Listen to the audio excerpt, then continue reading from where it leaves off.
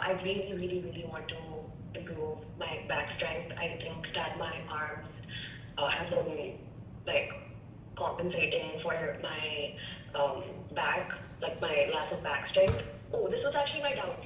Let me start with this actually. Yeah. So I was doing the back exercises with my brother, and and I maybe my posture was off a little bit. Like Naman had guided me however much he could, like visually, like my back needs to be like this, shoulders back, and all of that.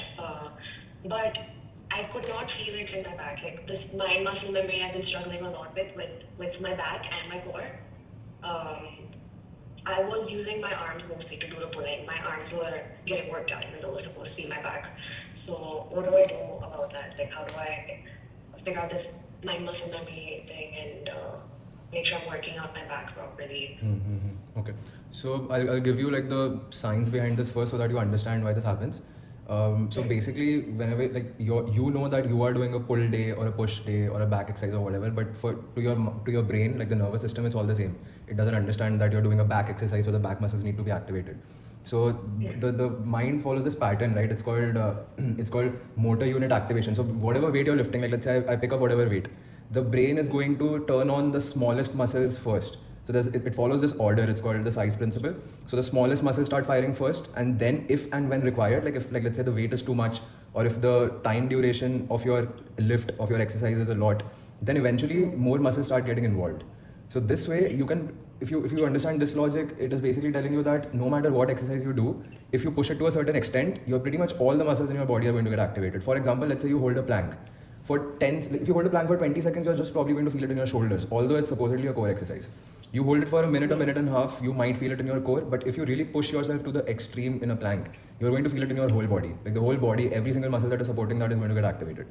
So this happens usually when people start lifting, like let's say you're doing a back exercise or even a bicep exercise. If you do a bicep exercise, you're going to start feeling it in your forearms first, because these are the smaller muscles that get activated. Eventually it travels up to your bicep if that's the intensity you're pushing.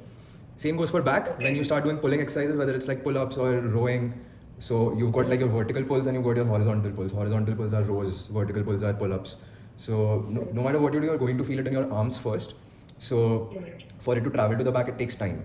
So the best thing to do here would be to expose yourself to a lot of pulling variations.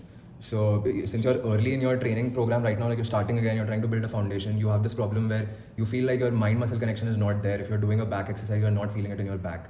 It's going to take time for your brain to create that connection that, okay, if I do a row, I should immediately start feeling in the rowing muscles and not the arms. That takes time. To get there as optimally as you can, you need to expose yourself to a lot of variations. So right now, if you do a pull day, your pull day, more than trying to hit failure in each set, you need to be doing multiple variations within that session at a lesser intensity. So I would maybe if I'm doing a pull day and I know, okay, like let's say rowing, right? I'm working on rowing. So instead of taking one rowing variation and pushing it to the max, I will take 3 rowing variations and kind of push it to like a 7 or 8 RPE. Just get the hang of it. There is another thing that happens when you put in a lot of variation. Like the mind loves variation. When you give it variations, it learns faster. So instead of doing one variation, if you do 3 variations, you're going to build that mind muscle connection faster. And also overall your rowing ability is going to get better faster. So this is why you got to create micro variations in your training, and this goes for all learning processes. If you're trying to learn something, for that learning to emerge, it's always nice to have variations. Because then the mind knows, okay, rowing, it's not just trying to learn rowing in a rigid format that, okay, this is the form, this is the technique. Once you get this form and technique, you're going to start feeling it in your back. Your mind just knows, okay, I have to do, like every week, I am exposed to 6 instances of rowing. If you have 2 pull days and you do 3 variations in one session, then in a week you have like 6 instances where you're working on 2 or 3 different variations of rowing. That's a lot of variation. So that learning will happen faster. This is how you can solve that. Okay.